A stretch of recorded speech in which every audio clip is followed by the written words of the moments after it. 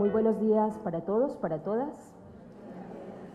Nos place muchísimo estar este día de parte del programa de teología de la Fundación Universitaria Luis Amigó a propósito del Año de la Misericordia para meditar en torno a la reflexión que implica para nosotros como cristianos creyentes, académicos y personas y hombres comprometidos con la transformación social de nuestro contexto. En primer lugar, quiero expresar mi gratitud a Dios, a la obra maravillosa del Padre Luis Amigó y Ferrer, explícita en los religiosos y religiosas terciarios y terciarias capuchinas, a la Universidad Luis Amigó, nuestra fundación universitaria, el programa de teología, y también a todos mis estudiantes presentes, compañeros, compañeras, y en general a todos los laicos y laicas cooperadores amigonianos. Vamos entonces a analizar en este momento el primer tema que tiene que ver con la cristología de la misericordia. Cuando hablamos de la cristología de la misericordia, quiero enfocarla en tres momentos puntuales.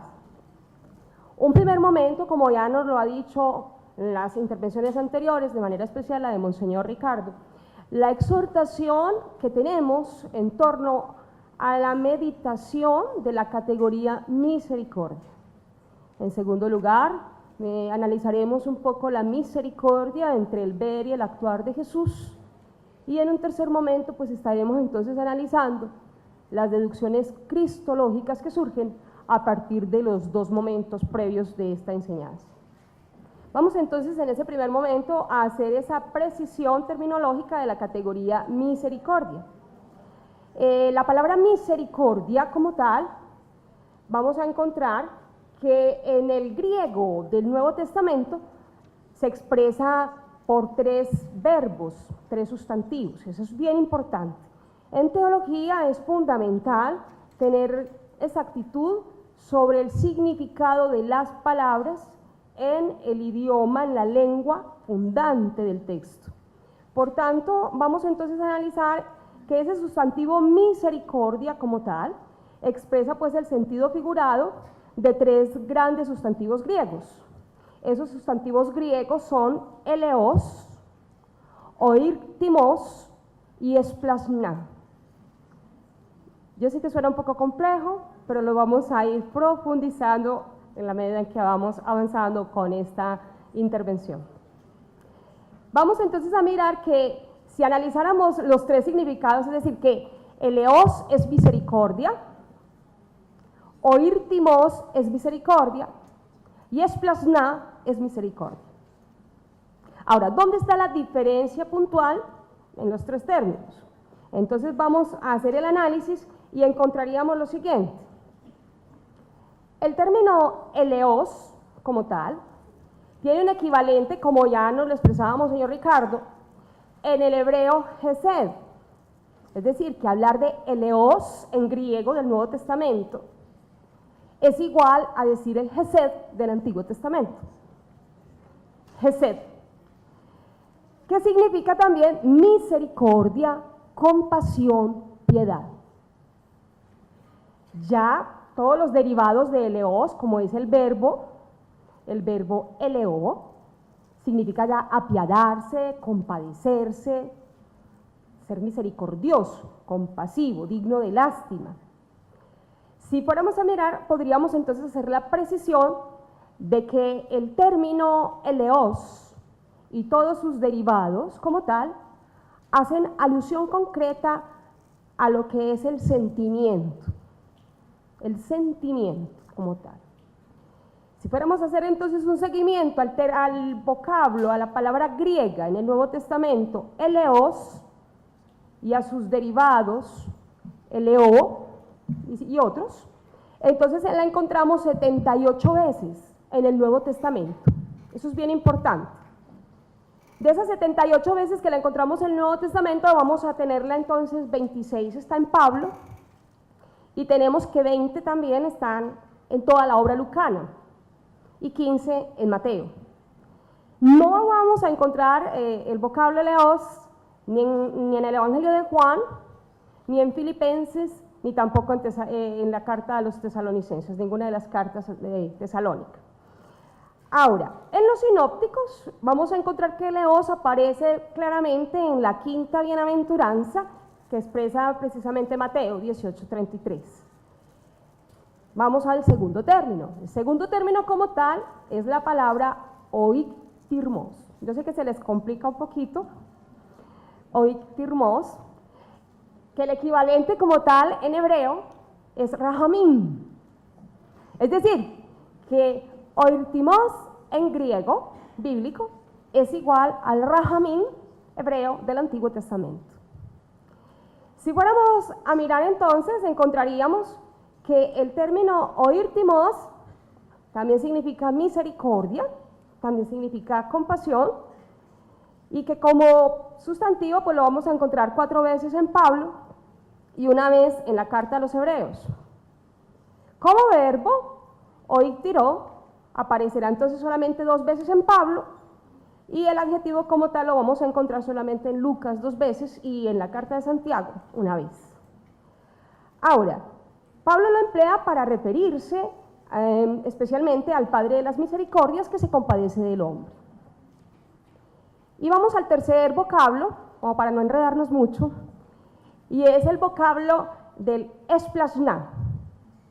Esplasná, como sustantivo, tiene su equivalente, estamos hablando de un sustantivo griego, en el griego bíblico del Nuevo Testamento, y tiene entonces su equivalente en el rahamim del hebreo bíblico, que designa puntualmente las entrañas, corazón, amor, apiadarse, compadecerse como verbo. Entonces tendríamos ahí como verbo sería el esplasnizomai, ¿no? Esplasnizomai. Vamos a hacer entonces unas precisiones puntuales en los 3 términos, como para ir ya poniendo puntos concretos.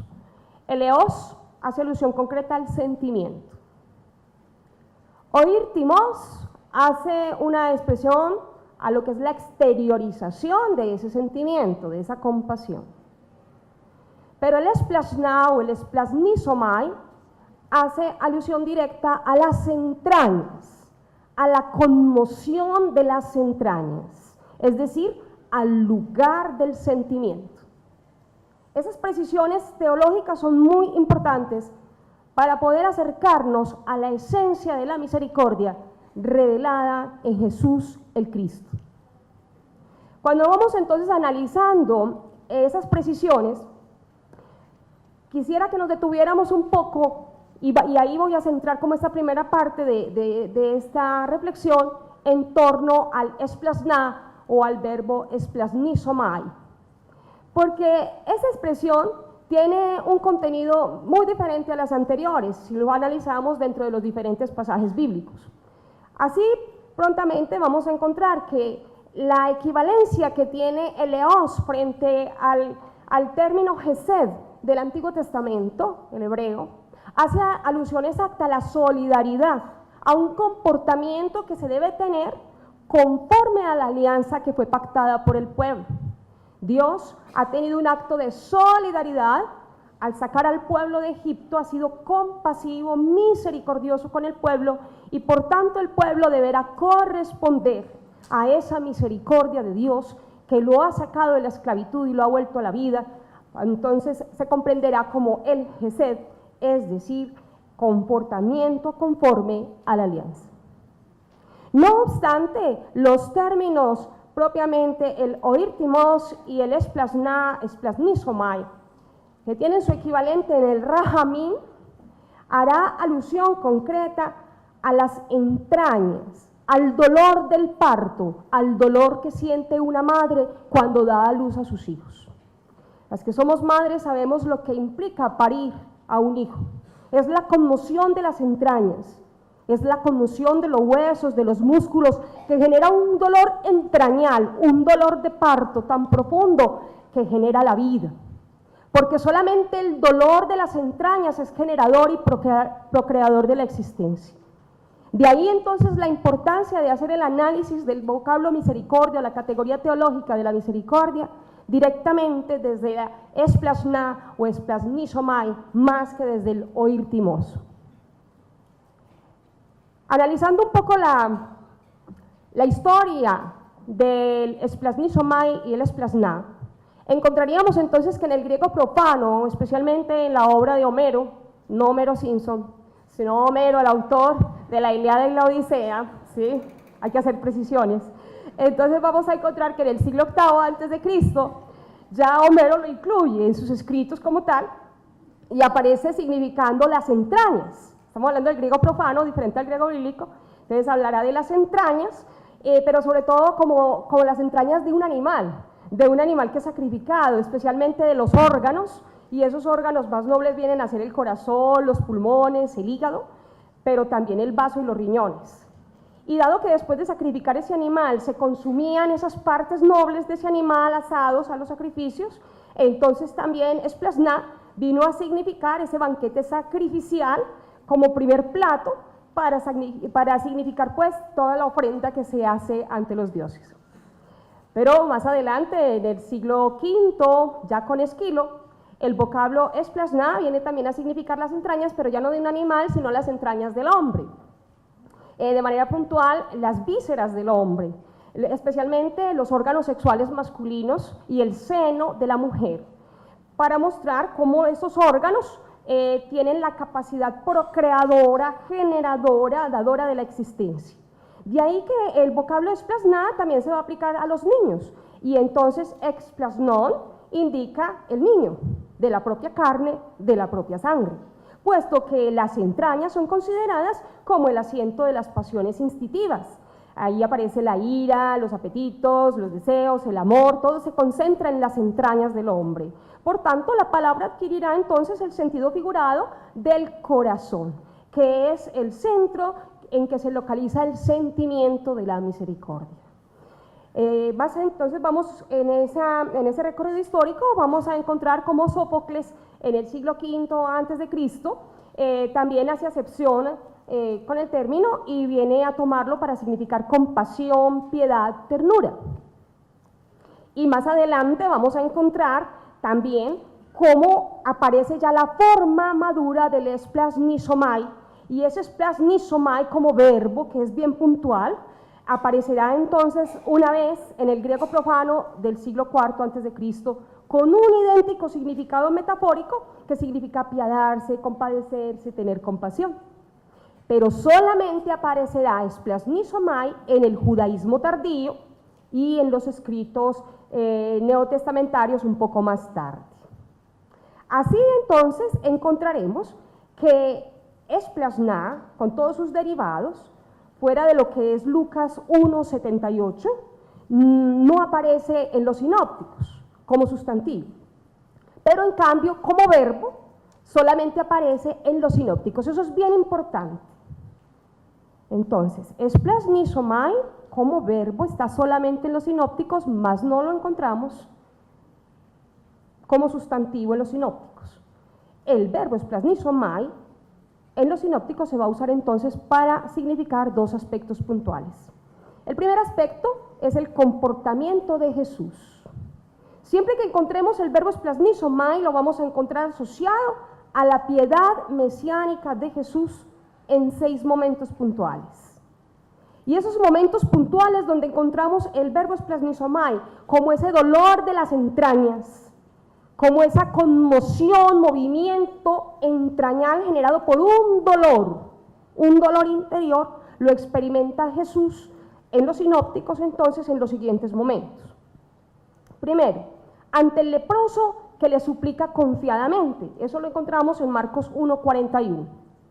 Segundo, cuando Jesús ve la muchedumbre que está como oveja sin pastor, siente un esplasnizomai, siente una conmoción en su interior, y eso lo encontramos en Marcos 6:34, no siente eleos o eleo, ni oír timos, ni el verbo propiamente de la forma, sino que es un esplasna o un esplasnizomai. Y lo vamos a encontrar allí, cuando Jesús ve a la muchedumbre como ovejas que no tienen pastor. Luego lo vamos a encontrar también cuando él mismo dice, siento compasión ¿Compasión de quién? De esta gente que ya lleva 3 días, estaban conmigo y no tienen que comer. Y eso aparecerá en Marcos 8:32 con un paralelo en Mateo 15:32. Al ver también a la muchedumbre fatigada y decaída, poco antes de enviar a los 12 apóstoles, dirá Jesús: la mies es mucha y los obreros son pocos. Rueguen pues al dueño de la mies que envíe, ¿sí?, trabajadores a la viña, a la mies. Jesús siente una conmoción al ver a la muchedumbre fatigada. Pero también la va a sentir ante los ciegos, que le ruegan insistentemente, los 2 ciegos que aparecen en Mateo 20:34. Y finalmente, pues en los sinópticos lo encontraremos muy asociado al ver a la viuda de Naín que llora la muerte de su único hijo en Lucas 7:13. Pero también, como se los había dicho, el sustantivo esplasná y todos sus derivados también se usan en los sinópticos para mencionar el modo de obrar de los protagonistas de 3 parábolas puntuales. Entonces vamos quedando claro. Primero, para el comportamiento de Jesús, y segundo, para la conducta de 3 protagonistas de 3 parábolas. Y es que el verbo esplasmizomai se emplea en 2 de ellas para referirse a la ilimitada misericordia de Dios, y en la tercera para indicar que la actitud existencial que distingue al verdadero cristiano es el esplasmizomai, por ser tan humano, tan sensible como Dios mismo es humano y es sensible. Y estas parábolas son las siguientes: la parábola del siervo sin entrañas, ustedes van a encontrarla precisamente en Mateo 18, 23-35, y ese texto llama la atención que el verbo esplasmizomai, que expresa un sentimiento muy fuerte de compasión, ¿sí?, ahí exactamente en el verso 27, se encuentra referido solo al Señor del siervo, que movido a compasión perdonó la deuda, mientras que en el mismo texto aparecerá el verbo eleos en las palabras que el Señor, que ha perdonado la deuda del siervo, le va a hacer el reclamo cuando le dice: ¿no debías tú también compadecerte de tu compañero del mismo modo que yo me compadecí de ti? Miren que llama la atención que en Mateo 18, 23-35, en las 2 veces que aparece la palabra compasión, misericordia, solamente aparecerá esplasmizomai referido al Señor que condona la deuda. Pero para el siervo que no perdona la deuda se empleará solamente el verbo eleos. La segunda parábola es la parábola del hijo pródigo. Recordemos que en Lucas 15, 11, 20 es donde aparece también el verbo esplasmizomai, que expresa ese sentimiento del padre. Es bien interesante analizar allí, porque va a decir que estando él todavía lejos, estaba ese hijo, se había ido de la casa, pero cuando su padre le vio, conmovido, corrió, se echó a su cuello y le besó efusivamente. Y una tercera parábola donde aparecerá el verbo esplasmizomai será entonces en la parábola del buen samaritano, en Lucas 10, versos del 25 al 37. En el texto, la misericordia, entendida como esplasmizomai, es el distintivo que caracteriza al auténtico amor indicado en el gran mandamiento: amarás al Señor tu Dios con todo tu corazón, con toda tu alma, con todas tus fuerzas, con toda tu mente, y al prójimo como a ti mismo, expreso en Lucas 10, 27. Esplasmizomai, por tanto, es la actitud contrapuesta con la de aquellos que no se conmueven ante el necesitado, con aquellos que pasan de largo. Por tanto, la misericordia se manifiesta en actos. Como conclusión de este análisis rápido de esos 3 vocablos, podríamos entonces dejar lo siguiente: la misericordia, entendida como esplasmizomai, es diferente de la misericordia expresada por los verbos eleo y oiktiro. El término esplasmizomai como tal hace referencia a sentir un dolor físico, como el dolor de parto, Esplashná es igual al rahamín, que significa la conmoción de las entrañas maternas. Solamente las entrañas de la madre reciben un dolor tan fuerte que hacen que toda de ella surja la vida. Misericordia no es un sentimiento, misericordia no es una ternura, misericordia no es una compasión, misericordia es ante todo un dolor de amor generado por un movimiento en las entrañas, una conmoción entrañal como en el parto, una conmoción generadora de la vida. Hasta aquí esta primera parte, y en un segundo momento, a la luz de este encuadre terminológico, categorial, entraríamos entonces a mirar el esplasmizomai entre el ver y el actuar de Jesús.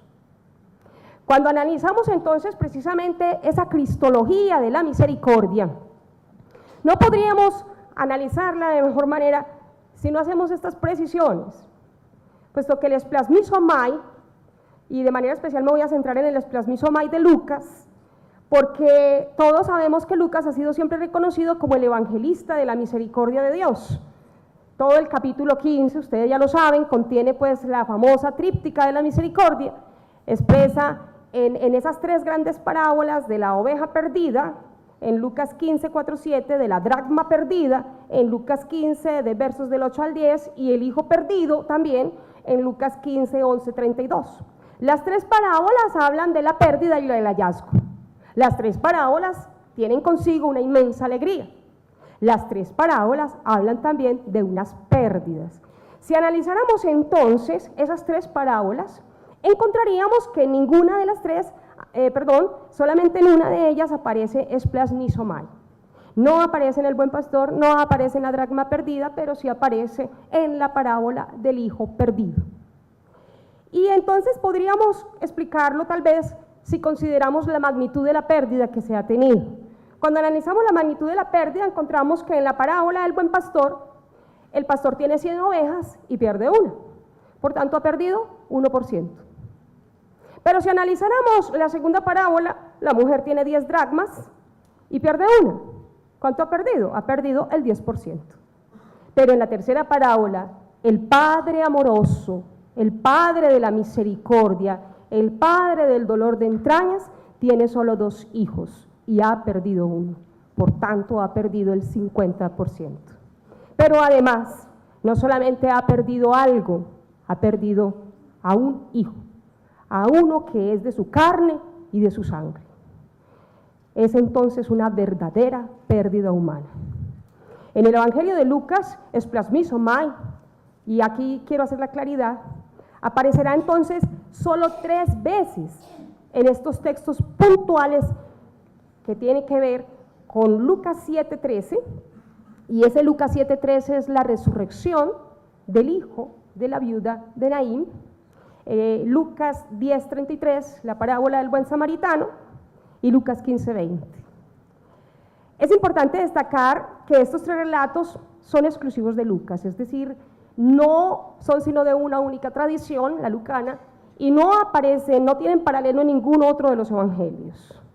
Por tanto, es importante destacar además que en los 3 relatos, esplasmizomai aparece entonces en esa conmoción del Padre y en la conmoción del buen samaritano, como ya lo habíamos dicho, como un modelo del verdadero amor cristiano.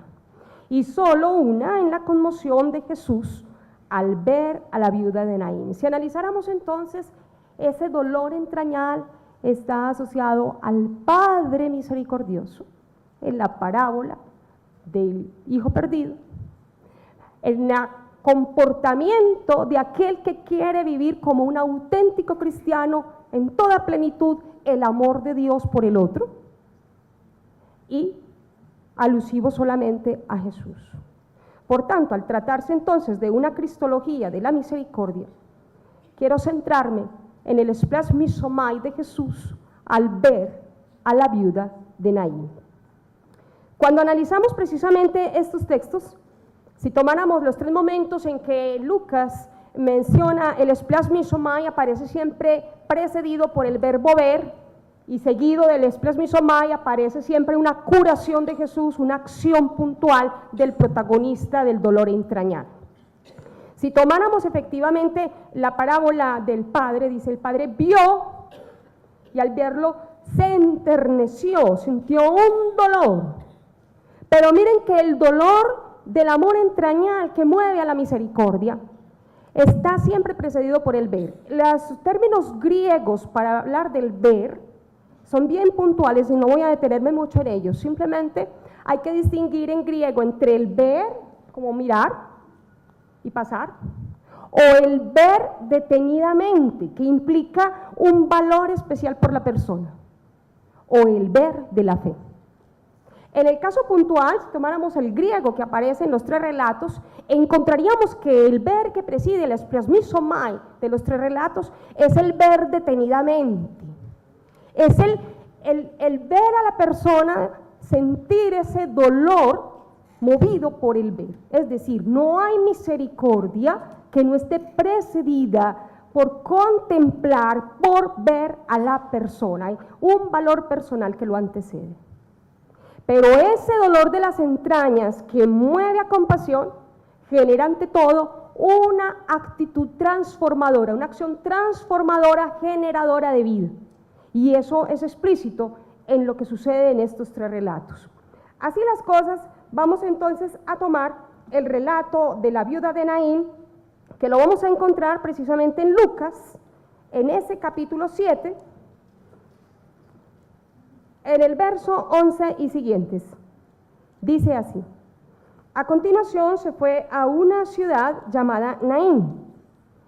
Iban con él sus discípulos y una gran muchedumbre. Cuando se acercaba a la puerta de la ciudad, sacaban a enterrar a un muerto, hijo único de su madre que era viuda. La acompañaba mucha gente de la ciudad. Al verla, el Señor tuvo compasión de ella y le dijo: no llores. Y acercándose, tocó el féretro. Los que lo llevaban se pararon, y él dijo: joven, a ti te digo, levántate. El muerto se incorporó y se puso a hablar, y él se lo dio a su madre. El temor se apoderó de todos y glorificaban a Dios diciendo: un gran profeta ha surgido entre nosotros y Dios ha visitado a su pueblo. Y lo que se decía de él se propagó por toda Judea y por toda la región circunvecina. El texto como tal nos está entonces ofreciendo en este capítulo 7 de Lucas, una centralidad importante. Si analizáramos un poco la crítica textual, encontramos que para muchos teólogos y críticos textuales no podríamos tomar realmente el pasaje de Naín como un relato histórico. No obstante, pues el padre del protestantismo liberal, Alfred Lois, decía que tendríamos que interpretar a la viuda como aquella Jerusalén y que el hijo muerto vendría a ser el mismo Israel, ¿cierto? Que llora una pérdida, pero que recupera nuevamente por Jesús. Después también tenemos el padre Hans Kim, en su obra Hacer Cristiano también dirá que no podríamos tomar este texto como un relato histórico porque no cabe duda que es una comunidad muy milagrera y que prácticamente el texto está influido por un personaje que fue contemporáneo a Jesús, taumaturgo según las obras extracristianas, que era la vida de Apolonio, y que esa vida de Apolonio fue la que influenció precisamente en Lucas para que este texto apareciera. Entonces que Lucas prácticamente habría tomado algunos elementos puntuales de la vida de Apolonio, porque Apolonio también resucita a una joven desposada en la puerta de Roma o a la entrada de Roma. Entonces dirá Hans Kim en su obra Ser Cristiano que prácticamente hay una similitud en esos tres acontecimientos y que podría ser que Lucas toma esos elementos y los incorpora en este texto. Sin embargo, podríamos entonces mirar que la obra o la vida de Apolonio, que fue escrita precisamente como casi en el siglo III, es muy posterior. Es decir, cuando sale la vida de Apolonio escrita por Filóstrato, ya se habían escrito los evangelios sinópticos y ya estaba pues prácticamente el texto de Lucas también escrito, que viene según Meyer, viene a quedar terminado en el siglo I después de Cristo. Entonces parece más bien que fue Filóstrato el que tomó los elementos de Lucas, para hacer mucho más famosa pues y mucho más popular la vida de Apolonio. Entonces eso pues es lo que se le dice a Hans King, a Hans King con su crítica literaria al texto, a la historicidad del texto. Pero si tomáramos a John Mayer en su obra Jesús un judío marginal, que también es bien interesante, Mayer entonces tomará los elementos puntuales de este texto y dirá y hace un análisis por todos los autores para decir que habría que analizar si no es una presentación cristológica del gran milagro que obró Elías y Eliseo al resucitar en el Antiguo Testamento en los libros de Reyes al hijo de aquella viuda de Sarepta o a aquel hijo de esa mujer que lo pierde. O sea, son dos textos, uno en Primera de Reyes y otro en Segunda de Reyes. Hay muchas similitudes en los textos y haciéndole pues un análisis como a la crítica textual y haciéndole un seguimiento bien detallado, hay similitudes, pero también hay profundas contradicciones entre el relato de Naín y los pasajes de Primera de Reyes y Segunda de Reyes, para poder analizar si es realmente un acontecimiento histórico en la vida de Jesús y no es de pronto una verdad teológica.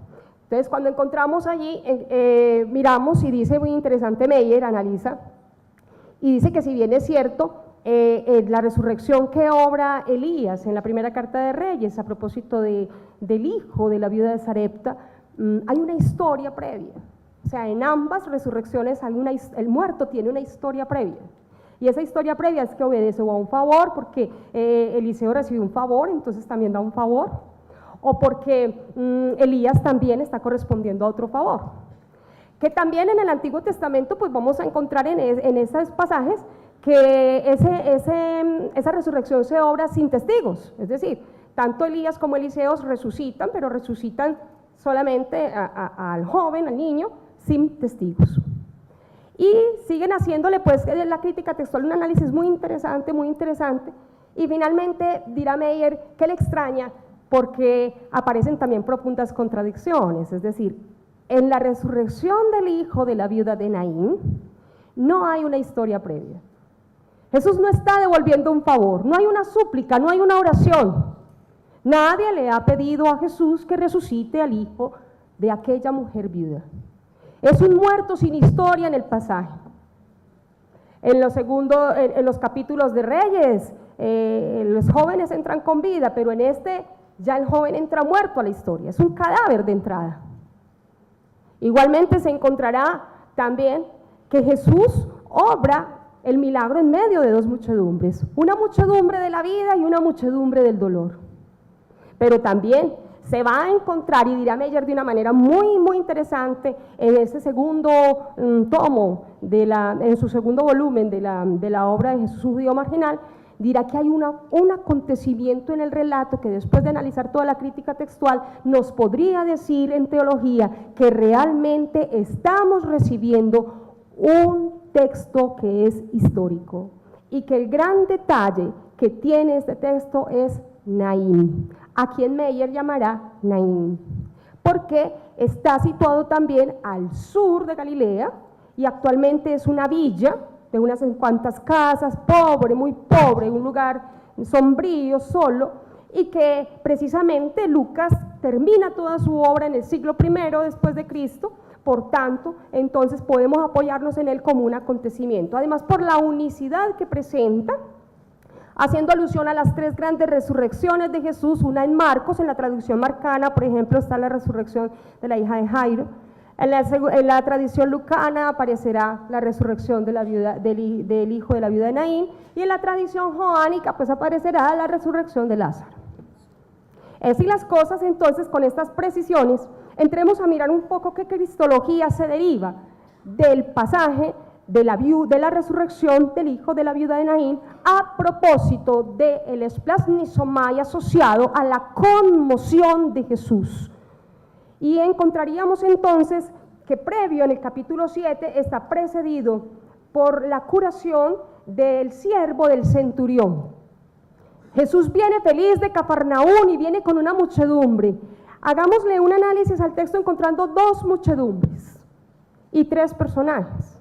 Las dos muchedumbres es la muchedumbre de la vida que viene con Jesús. Jesús y sus discípulos vienen gozosos.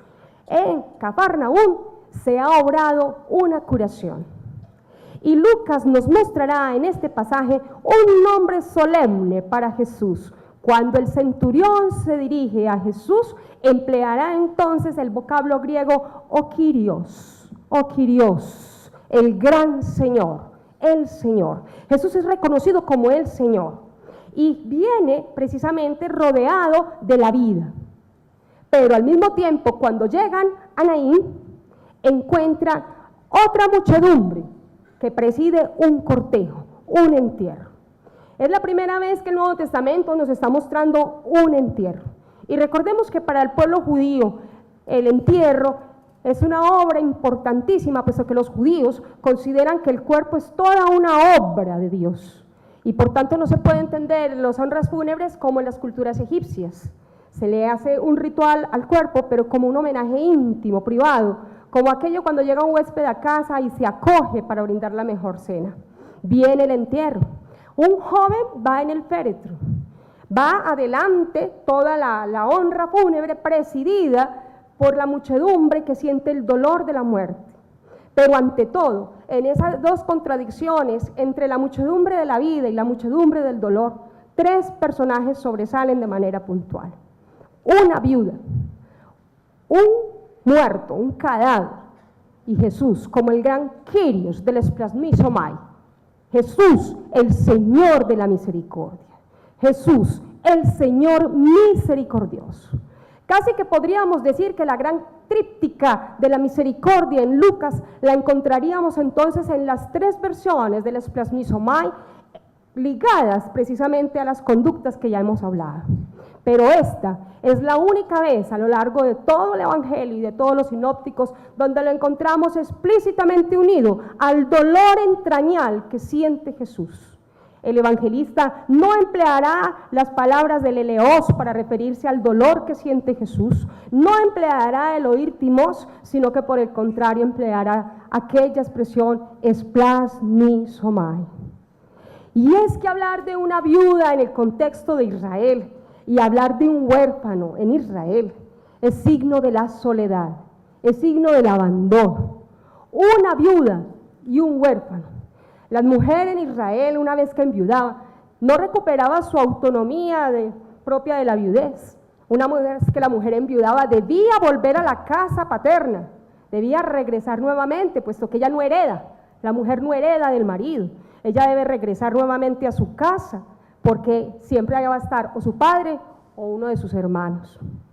Pero recordemos allá en el Antiguo Testamento, justamente las viudas, con Noemí, las nueras de Noemí han enviudado y Noemí les dice vuelvan nuevamente a sus casas, más Ruth se queda con Noemí.